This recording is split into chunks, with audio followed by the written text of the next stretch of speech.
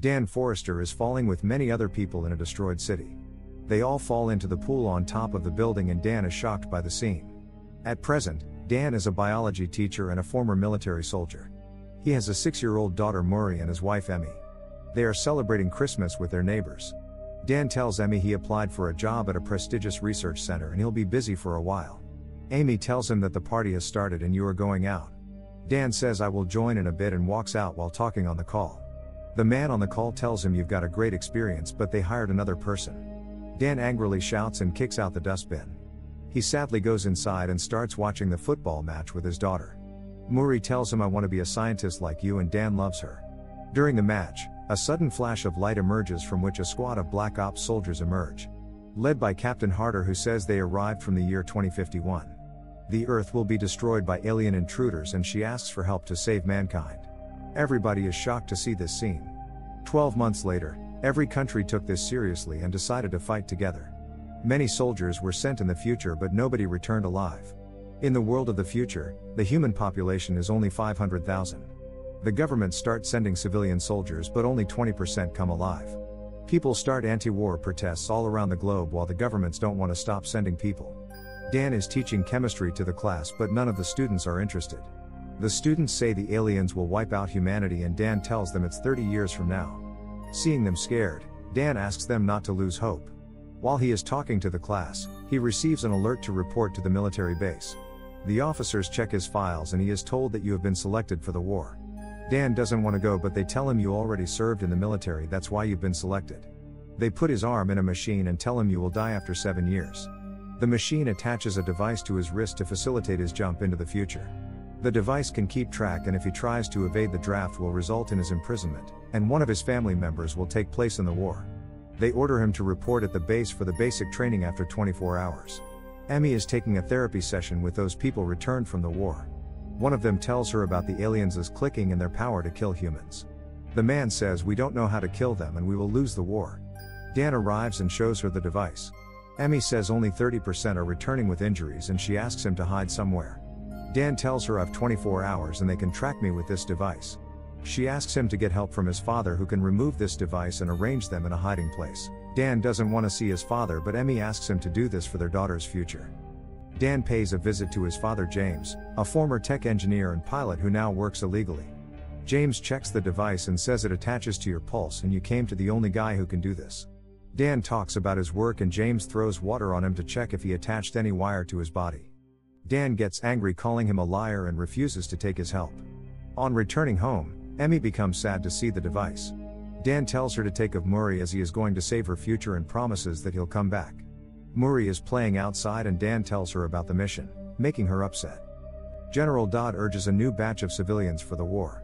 Dan and the other people reach the base where Captain Diaz tells them how to kill the aliens. Captain Hart tells them that they will all fight there for 7 days, after which the portal will bring them back to the present. Dan meets Charlie, an atmospheric science expert.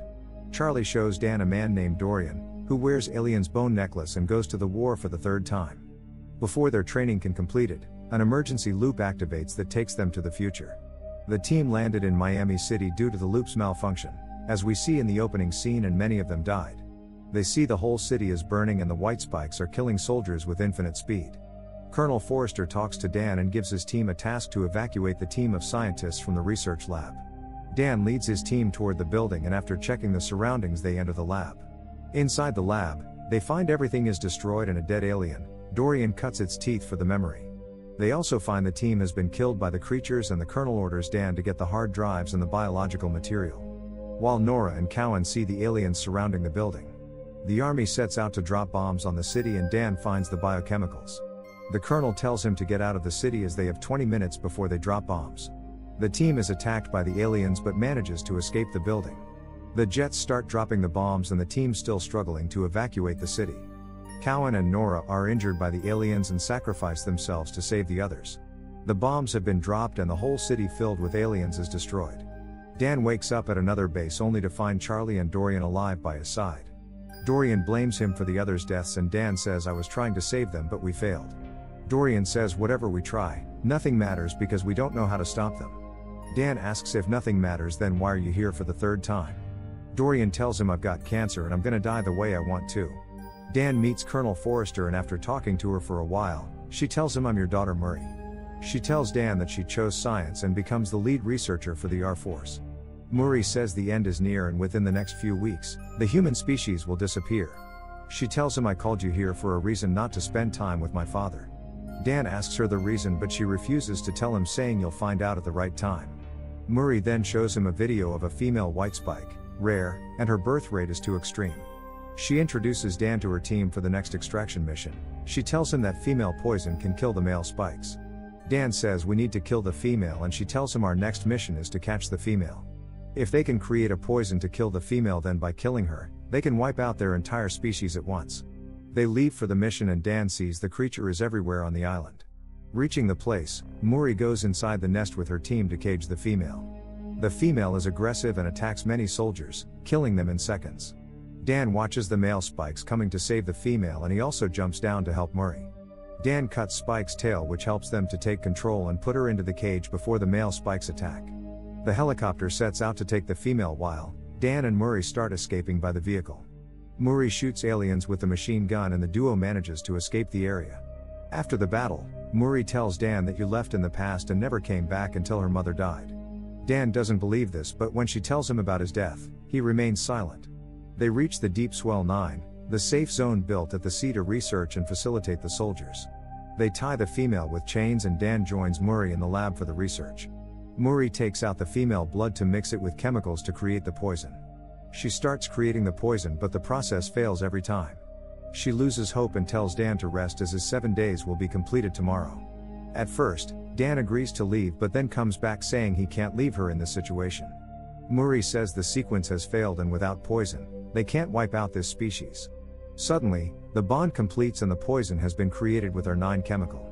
Just as they start to breach the base, thousands of spikes reach there to free the female. Dan and Murray try to get the helicopter, but the female starts chasing them. The aliens have destroyed the helicopter, and Murray becomes injured. She asks Dan to take the chemical back to the past so they can make its large volume to kill the spikes in the future. White spikes attack them, and Murray plummets from the gantry. Dan grabs her hand, but she falls, and Dan transported back to the present world. Dan tries to give the toxin to the military so it can be sent back to the future, but learns that the jump link is offline, having been destroyed by the white spikes. The world has become chaotic with the news that the jump link is offline. While Dan brainstorms with Emmy, she deduces that the white spikes did not arrive in 2048, but came much earlier. Dan consults with Dorian and Charlie. Charlie tests the aliens' teeth, which shows them it's made with the dust of a volcano. Dan talks with his high school student Martin, theorizing that the white spikes have been on Earth since the Millennium eruption in the year 946. The global warming caused their release when they thawed out and emerged from under the ice caps, and the ice is located in Russia. Dan goes to talk with Dodd, but he refuses to send a team, saying the countries have ended the mission. He says due to the war, riots are happening everywhere in the world.